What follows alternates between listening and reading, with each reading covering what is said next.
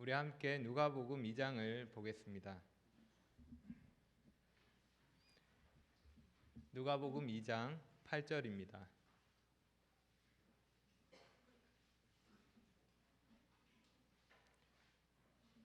오늘 본문은 누가복음 2장 8절에서 20절까지입니다.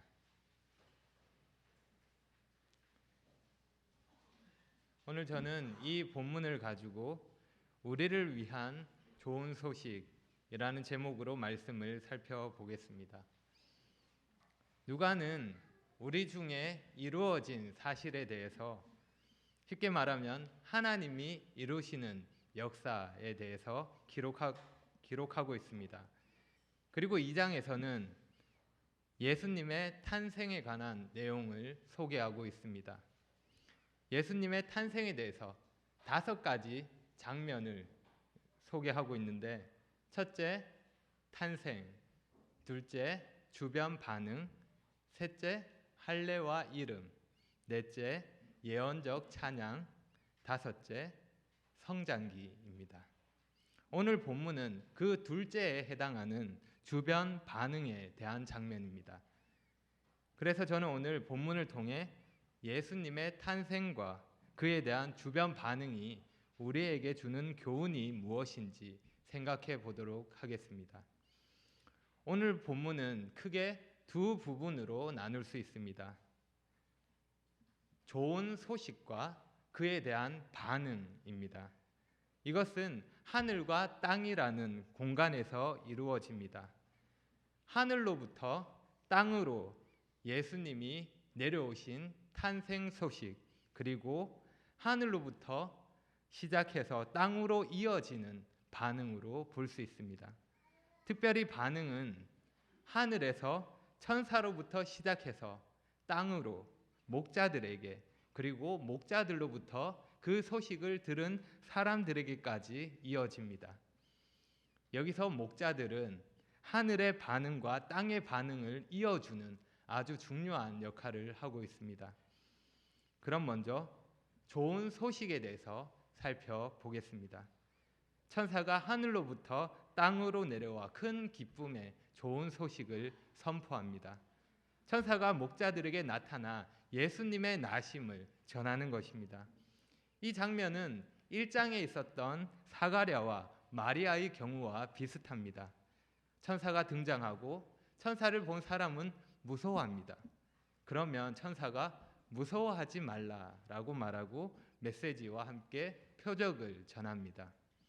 오늘 본문이 1장과 조금 차이가 나는 것이 있다면 메시지를 받는 사람이 한 명이 아니라 여러 명이라는 것입니다. 그리고 그들의 이름이 나오지 않는다는 것입니다.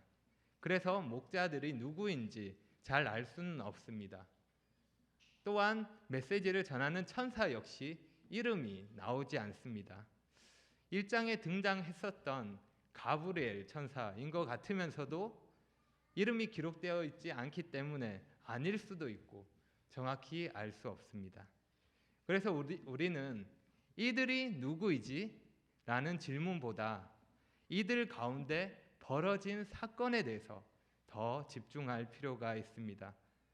그럼 이제 그 사건의 현장으로 들어가 보겠습니다.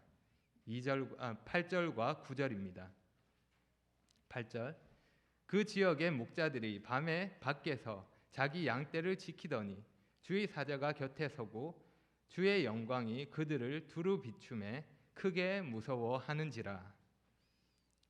목자들은 밤중에 베들레헴 어느 들에서 자기 양떼를 돌보며 지키고 있었습니다. 하늘에는 수많은 별들이 반짝이는 밤, 그 캄캄한 밤, 모두가 잠들어 있는 고요한 밤, 목자들은 그 밤에 양을 보호하기 위해 잠을 쫓으며 양을 지키고 있었습니다. 그런데 그때 천사가 그들 가까이, 그들 곁에 나타났습니다. 그리고 그 모든 어두움을 몰아내는 놀라운 빛이, 하나님의 영광이 목자들 주위를 비춥니다. 한번 생각해 보십시오. 캄캄한 밤에 갑자기 주위가 환해졌습니다. 지금 우리는 밤을 밝힐 수 있는 여러 종류의 조명들을 사용하기 때문에 주위가 환해지는 것에 대해서 아주 익숙합니다. 하지만 이때는 지금처럼 길에 가로등이나 전등이 있었던 때가 아닙니다.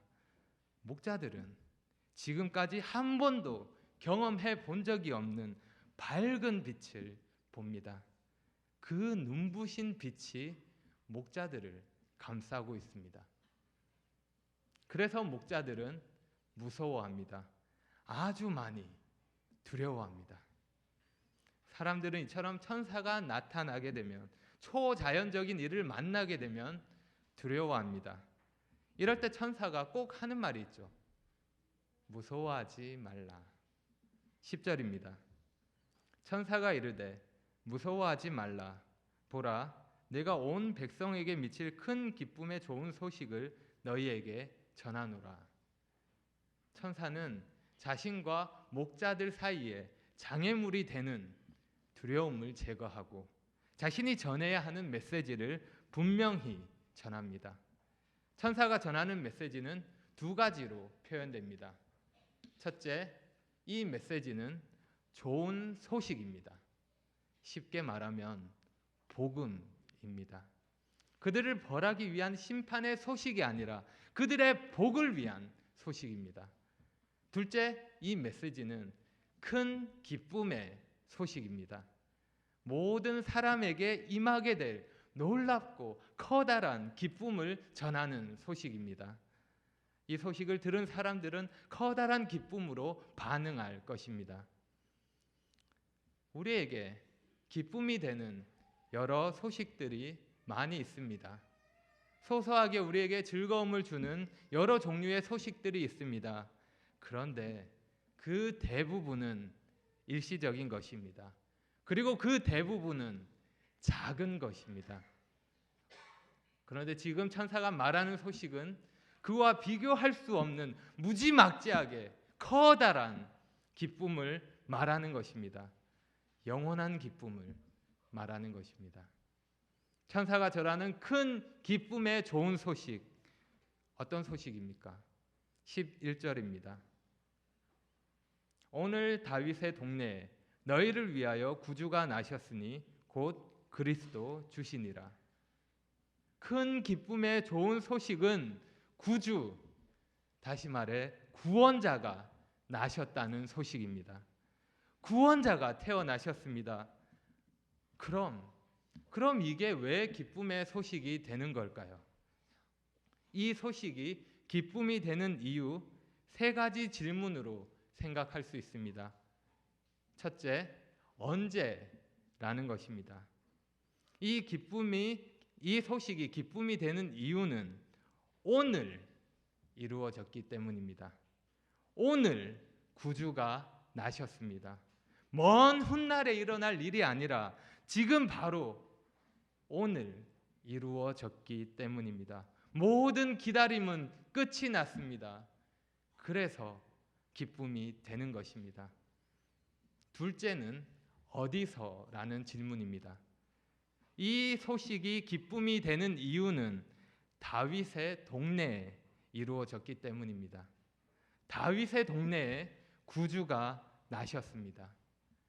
이 일은 하나님의 약속 그대로 이루어졌습니다. 그냥 어쩌다가 우연히 이런 일이 생긴 것이 아니라 그 처음부터 끝까지 하나님의 계획하심 가운데 이루어진 일입니다. 이 일을 통해 우리는 하나님의 신실하심을 알 수 있습니다. 그래서 기쁨이 되는 것입니다. 셋째는 누구라는 질문입니다. 이 소식이 기쁨이 되는 이유는 너희를 위하여 이루어졌기 때문입니다. 너희를 위하여 구주가 나셨습니다. 여기서 너희는 1차적으로 목자들입니다. 천사가 이와 같이 말한 것은 이 소식이 개인에게 적용되는 측면을 강조하는 것입니다. 이 소식은 온 백성을 위한 소식입니다. 하지만 뿐만 아니라 각 개인을 위한 소식이기도 합니다. 그리고 이 소식은 목자들만이 아니라 오늘날 우리에게도 적용되는 소식입니다. 이 소식이 바로 나를 위한 소식입니다. 그래서 기쁨이 되는 것입니다. 이 소식이 왜 우리에게 기쁨이 되는 좋은 소식입니까? 하나, 더 이상의 기다림이 필요 없는 이미 이루어진 일이기 때문입니다. 둘, 하나님의 약속 그대로 이루어진 일이기 때문입니다. 셋, 우리를 위해, 바로 나를 위해 이루어진 일이기 때문입니다. 그래서 우리에게 좋은 소식이 되는 것입니다. 우리에게 복음입니다. 천사는 이 좋은 소식을 전하면서 예수님에게 두 가지 호칭을 덧붙입니다. 그것은 그리스도와 주라는 것입니다. 예수님은 그리스도, 다시 말하면 기름 부음을 받은 자입니다. 하나님께서 약속하신 메시아라는 것입니다. 그리고 예수님은 주가 되십니다. 절대 주권을 가지신 주님이십니다. 이 기쁨의 좋은 소식은 로마 제국의 배경 속에서 제시되었습니다. 예수님은 로마 황제가 통치하던 그 시기에 태어나셨습니다. 당시 사람들은 강력한 통치자인 로마 황제를 역사의 주인공으로 생각했고, 로마 황제를 구주라 부르며 구원자라 생각했습니다. 그러나 아닙니다. 천사는 진정한 구주가 누구인지 분명히 선포합니다. 오늘 다윗의 동네에 태어난 아기 예수, 이분이 구주이십니다. 이 아기가 그리스도이시고 이 아기가 주님이십니다. 천사는 이어서 목자들에게 아기에 대한 중요한 정보를 알려줍니다. 12절입니다. 너희가 가서 강보에 쌓여 구유에 누워 있는 아기를 보리니 이것이 너희에게 표적이니라 하더니, 천사는 자신이 전한 메시지에 표적을 줍니다. 갓 태어난 아기가 강보에 쌓여 있는 것은 일반적인 일입니다. 하지만 구유에 뉘어져 있는 것은 아주 특별한 일입니다. 구유는 짐승의 여물통입니다. 가축의 밥그릇입니다. 다윗의 자손으로 이 땅에 오신 구주이자 메시아인 아기 예수님은 가축을 위한 장소에서 태어나셨습니다. 그리고 그분의 침대는 구유입니다. 우리가 크리스마스 카드에서 흔히 볼 수 있는 그런 광경이 아닙니다. 뭔가 따뜻하고 낭만적인 그런 모습이 아닙니다. 예수님은 자신의 위대하심과 너무도 대조되는 초라하고 보잘것없는 모습으로 이 땅에 오셨습니다. 이러한 예수님의 탄생은 앞으로 그분이 하실 일과 너무도 잘 어울리는 것입니다. 그리고 이제 13절부터는 좋은 소식에 대한 반응이 이어집니다. 먼저 그 반응은 하늘로부터 시작됩니다. 13절과 14절입니다. 호련히 수많은 천군이 그 천사들과 함께 하나님을 찬송하여 이르되, 지극히 높은 곳에서는 하나님께 영광이요 땅에서는 하나님이 기뻐하신 사람들 중에 평화로다 하니라.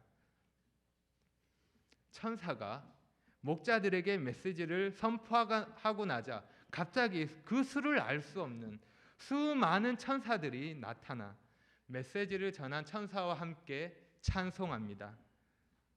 누가는 천사들의 찬양을 간략하게 알려주는데 표현에서 둘씩 서로 짝을 이룹니다. 14절에 보시면 지극히 높은 곳과 땅이 짝이 됩니다. 하나님과 사람들이 짝이 됩니다. 그리고 영광과 평화가 서로 짝이 됩니다. 천사들은 하늘에서 하나님께 영광을 돌리며 찬송합니다. 그리고 땅에서는 사람들이 평화를 누립니다. 여기서 평화라는 말은 단순히 전쟁이 없는 그런 상태를 말하는 것이 아닙니다. 여기서 평화라는 말은 구약에서 샬롬과 같은 말입니다. 그에 해당하는 단어입니다. 많은 경우에 평안으로 번역되는데 이것은 하나님이 베풀어 주신 평화, 하나님과 사람 사이에 화목한 관계가 된 것을 말하는 것입니다. 이 평화는, 하나님이 주신 이 평화는 하나님이 기뻐하신 사람들에게 임하게 될 것입니다. 그럼 하나님이 기뻐하신 사람들은 누구일까요? 하나님이 기뻐하신 사람들은 이미 마리아의 찬양에서 언급된 하나님을 두려워하는 사람들과 그 의미를 같이 합니다. 다시 말해 하나님을 경외하는 사람들에게 예수님을 통해 하나님의 놀라운 평화가 임하게 되는 것입니다. 이를 위해 예수님이 이 땅에 오셨습니다. 하늘로부터 시작된 반응은 이제 땅으로 이어집니다. 먼저 그 소식을 들은 목자들입니다. 15절을 보겠습니다. 천사들이 떠나 하늘로 올라가니 목자가 서로 말하되 이제 베들레헴으로 가서 주께서 우리에게 알리신 바 이 이루어진 일을 보자 하고, 임무를 마친 수많은 천사들은 다시 하늘로 올라갑니다. 그리고 목자들은 다시 어둠 속에 남겨졌습니다. 그러나 그들의 마음 속에는 그 어떤 때보다 환하게 밝아졌을 것입니다. 그래서 그들은 그 자리에 가만히 있을 수 없어 움직입니다. 자신들이 들은 것에 대해서 서로 이야기하며 가서 보자고 말합니다. 자, 우리 여기서 이러고 있을 때가 아니야. 얼른 베들레헴으로 가자. 주께서 우리에게 알려주신 이 놀라운 말씀이 이루어진 것을 직접 보자. 목자들은 하나님이 천사를 통해 알리신 것을 단순하게 보고 싶어 합니다. 그래서 목자들은 아기를 찾으려고 재빠르게 움직입니다. 가서 아기를 찾습니다.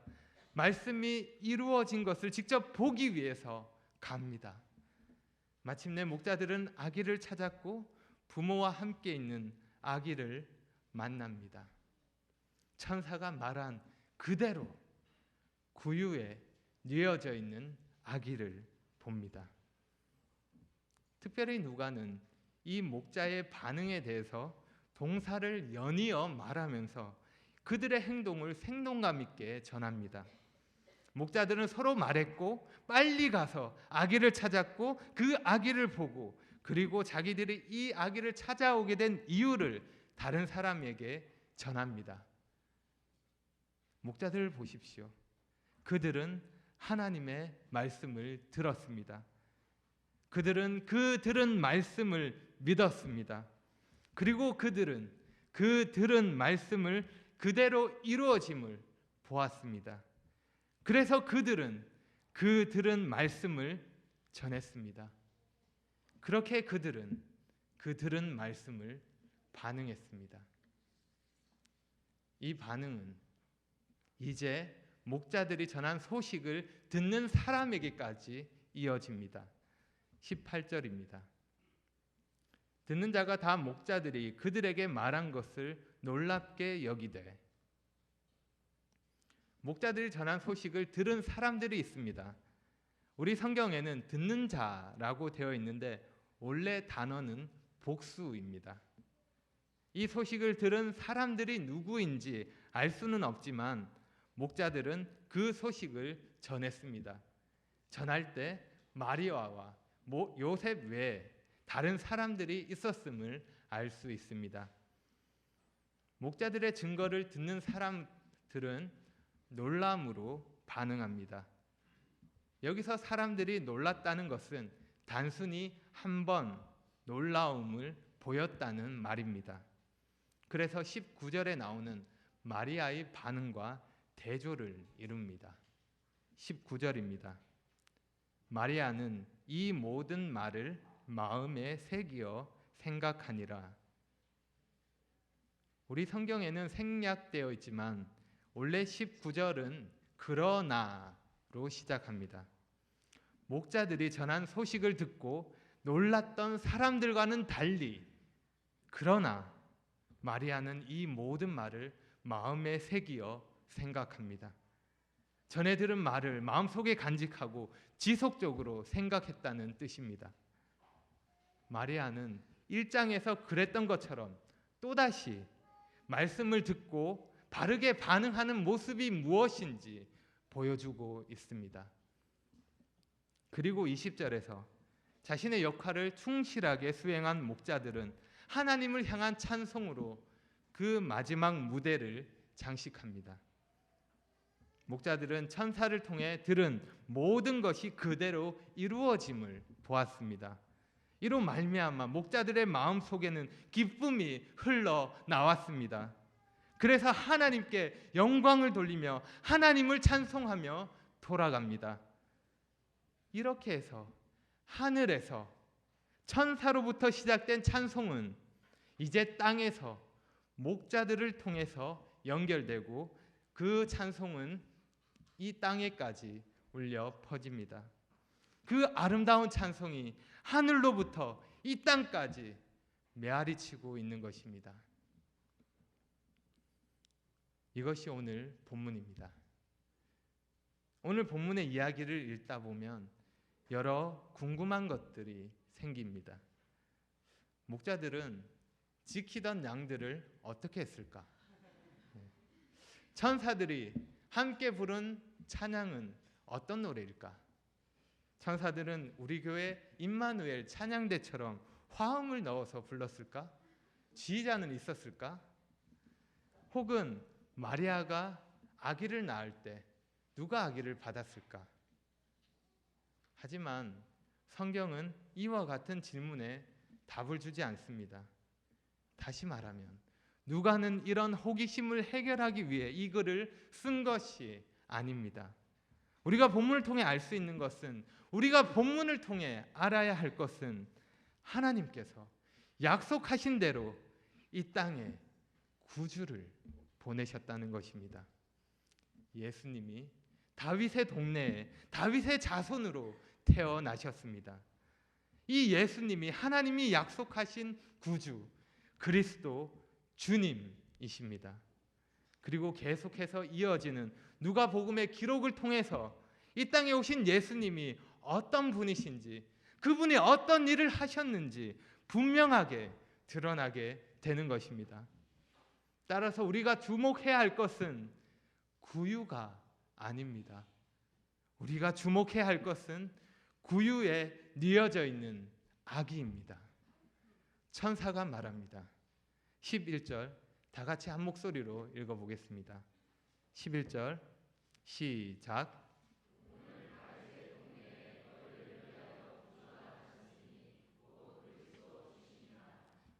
구유에 뉘어져 있는 이 아기가 우리의 구주입니다.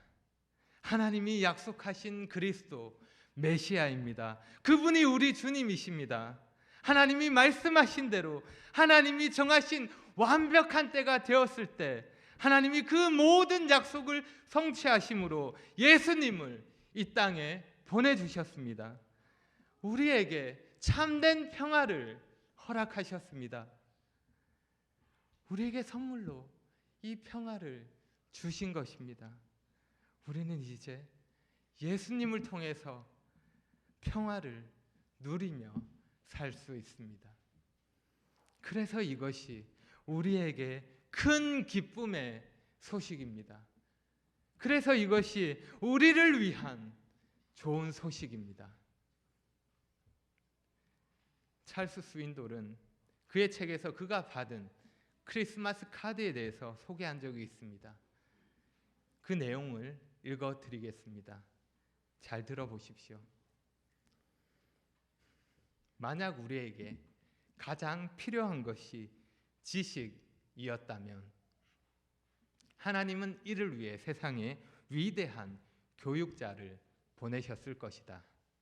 만약 우리에게 가장 필요한 것이 기술이었다면 하나님은 이를 위해 세상에 위대한 과학자를 보내셨을 것이다. 만약 우리에게 가장 필요한 것이 돈이었다면 하나님은 이를 위해 세상에 위대한 경제학자를 보내셨을 것이다. 만약 우리에게 가장 필요한 것이 오락이었다면 하나님은 이를 위해 세상에 위대한 연예인을 보내셨을 것이다. 그러나 하나님은 우리에게 가장 필요한 것이 죄사함과 용서라는 것을 아셨기 때문에 우리에게 구주를 보내셨다.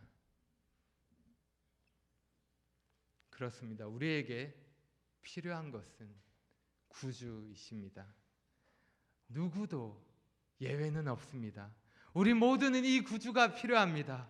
우리 스스로는 도저히 어찌할 수 없는, 우리 스스로 어찌할 수 없는 이 죄의 문제를 해결할 수 있는 구주, 우리를 사망에서, 영원한 멸망에서 구해줄 수 있는 구주, 우리는 구주가 필요합니다. 우리는 구주 없이는 안 됩니다. 구주 없이는 소망이 없습니다. 그래서 하나님이 우리를 위해 이 땅에 구주 예수님을 보내셨습니다. 평화가 없는 자에게 평화를 주시기 위해서, 소망이 없는 자에게 소망을 주시기 위해서, 기쁨이 없는 자에게 기쁨을 주시기 위해서, 생명이 없는 자에게 생명을 주시기 위해서 예수님이 이 땅에 오셨습니다.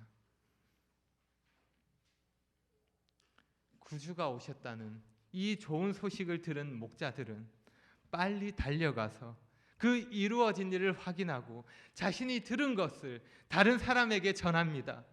그리고 하나님께 영광을 돌리며 하나님을 찬송합니다. 여러분이 만약 목자라면 어떻게 하시겠습니까? 이 좋은 소식에 대해서 여러분은 어떻게 하고 계십니까?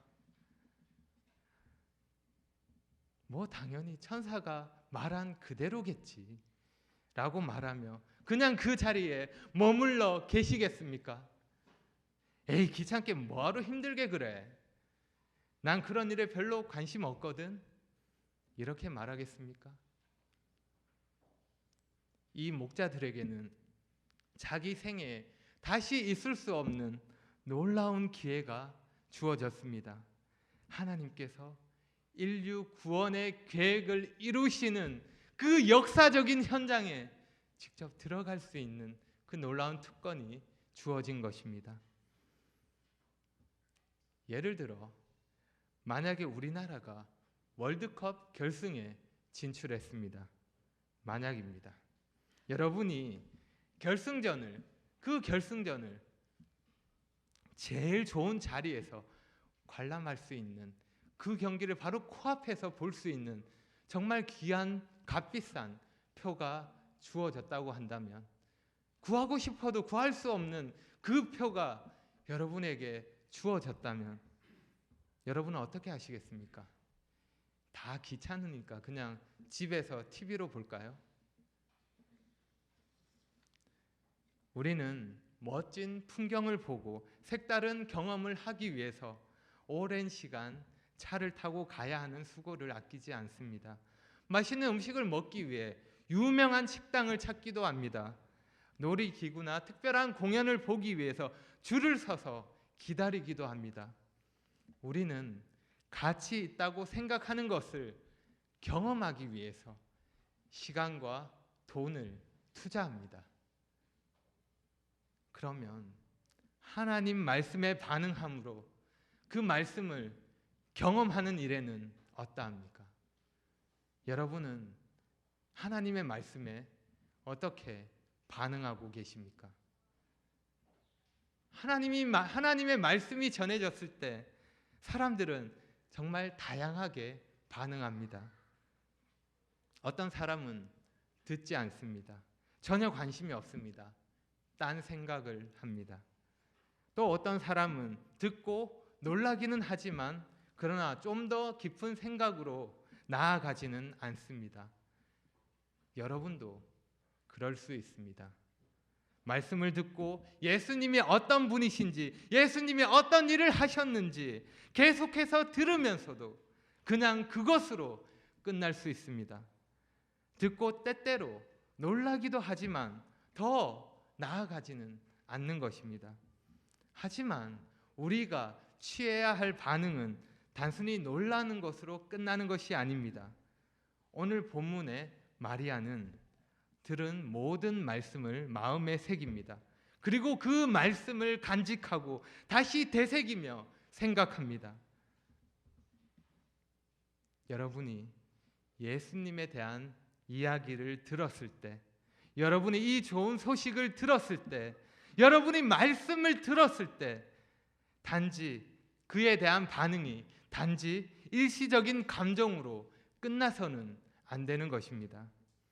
우리가 예수님을 어떻게 받아들이고 우리가 들은 말씀에 어떻게 반응하느냐에 따라서 우리의 인생은 달라집니다. 여러분, 정말 중요한 것입니다. 정말 중요합니다. 우리가 들은 말씀에 어떻게 반응하느냐에 따라 우리의 인생이 달라집니다. 여러분은 하나님 말씀에 합당하게 반응하길 원하십니까? 그렇다면 여러분이 들어야 할 말씀을 피하지 마시기 바랍니다. 우리는 그분의 말씀을 받아들여야 합니다. 매일매일 우리의 삶 속에서 말씀을 따라 생각하고 말씀을 따라 말하고 말씀을 따라 행동해야 하는 것입니다. 지금 여러분의 인생에서 하나님의 말씀은 어떤 역할을 하고 계십니까? 하나님의 말씀이 여러분의 인생에서 어떤 역할을 하고 있습니까? 말씀이 여러분에게 요구하는 것이 무엇인지 깊이 고민해 보시기 바랍니다. 내가 무엇을 해야 하는지, 내가 어떻게 해야 하는지, 그에 대해서 말씀이 무엇이라고 말하고 있는지 생각하는 여러분이 되시기를 바랍니다. 오늘 말씀을 정리하면 두 가지로 생각할 수 있습니다. 우리를 위한 좋은 소식이 무엇인가 하는 것과 그 소식에 대해서 우리가 어떻게 반응해야 하는가 하는 것입니다. 한마디로 우리를 위한 좋은 소식과 그에 따른 우리의 반응입니다. 여러분, 우리가 하나님을 알고 하나님이 우리를 위해 어떤 일을 하셨는지 아는 것, 이것이 얼마나 복된 일입니까? 우리가 우리 구주의 나심을 알고 이 기쁨의 좋은 소식을 들은 것이 얼마나 영광스러운 일입니까? 예수님은 모든 사람을 위해 이 땅에 오셨습니다. 하지만 모든 사람이 예수님의 오심에 대해서 반응하지는 않습니다. 모든 사람이 예수님의 오심을 통해서 유익을 누리는 것은 아닙니다. 그런데 우리는 어떻습니까? 우리가 얼마나 큰 복을 받은 자입니까? 이 사실을 기억한다면 우리가 이 소식에 대해서 어떻게 반응해야 할지도 분명하게 알게 됩니다. 우리 구주 예수 그리스도, 그분은 우리와 함께 하시기 위해서 하늘 영광을 버리셨습니다. 우리를 살리기 위해 이 땅에 오셨습니다. 우리의 모든 죄를 짊어지시기 위해 인간의 몸을 입으셨습니다. 하나님이신 그분께서 아기가 되셨습니다.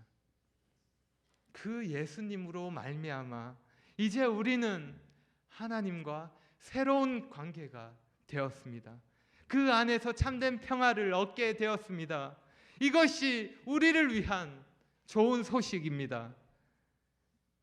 자, 이제 우리가 이 좋은 소식을 들은 자로서 합당히 반응할 차례입니다. 목자들이 하나님의 말씀을 듣고 길을 떠났던 것처럼 우리도 그와 같은 길을 가고 있습니다. 그러니 우리도 그 길에서 우리가 만나는 사람들에게 우리가 들은 이 기쁨의 소식을 전해야 할 것입니다. 우리가 들은 소식을 전하는 가장 좋은 방법은 우리가 받은 은혜를 나누며 말씀을 신뢰함으로 선을 행하는 것입니다. 만약 여러분에게 그러한 동기가 부족하다면, 그러한 열정이 식었다면 다시 그분께로 돌아가십시오. 십자가를 기억하며 그분을 묵상하십시오. 지금 내 상태가 어떠한지를 그분 앞에 정직하게 고백하며 우리의 어두운 눈을 밝혀달라고 강구하시기 바랍니다. 그럴 때 우리는 다시 힘을 얻어서 주님을 위해 일어설 수 있는 것입니다. 하나님의 말씀에 순종함으로 우리의 모든 삶을 통해 우리를 위한 좋은 소식에 합당히 반응하는 우리 모두가 되기를 바랍니다. 기도하겠습니다.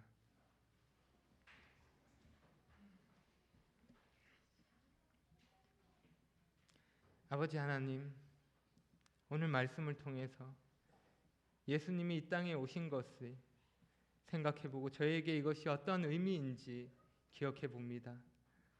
예수님이 우리를 위해 이 땅에 오셨습니다. 가장 높으신 예수님께서 가장 낮아지셨습니다. 저희 스스로 어찌할 수 없는 죄를 해결해 주셨습니다. 저에게 참 평화를 주셨습니다. 그 은혜를 받은 자로서 하나님께 감사하며 찬송을 돌려드립니다. 그리고 이제 저희가 이 소식을 듣고 믿는 자로서 합당하게 반응하길 원합니다. 계속해서 저희 마음을 주장해 주시고 말씀을 마음에 새기고 그 말씀에 따라 순종할 수 있도록 도와주십시오. 모든 것 예수님의 이름으로 기도합니다.